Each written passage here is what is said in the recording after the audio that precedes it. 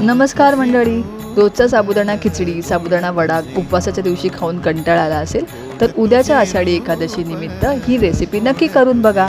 तर नमस्कार, तुमचं स्वागत आहे वारी विथ कोमलच्या 12व्या भागात.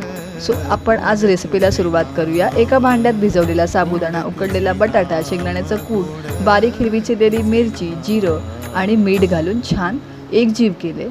त्यानंतर प्लास्टिकच्या पिशवीच्या सहाय्याने मी थालीपीठ छान थापून हलक्या हाताने थापली. त्यानंतर तव्यावर तवा छान गरम झाला की त्याच्यावर तेल टाकून छान असं थालीपीठ आपण हलक्या हाताने सोडायचे. त्यानंतर दोन्ही बाजूनी छान असं खरपूस कुरकुरीत भाजून घ्या. तर तयार झाले आपलं खमंग स्वादिष्ट असं साबुदाणा थालीपीठ. रेसिपी आवडली असेल तर व्हिडिओला लाईक करा, तुमच्या मित्रमैत्रिणींसोबत शेअर करा आणि अशाच पारंपरिक रेसिपीजसाठी स्पाइस बाय कोमल चॅनलला नक्की सबस्क्राईब करा. चला तर मग भेटूया वारी विथ कोमलच्या पुढच्या भागात. तोपर्यंत धन्यवाद.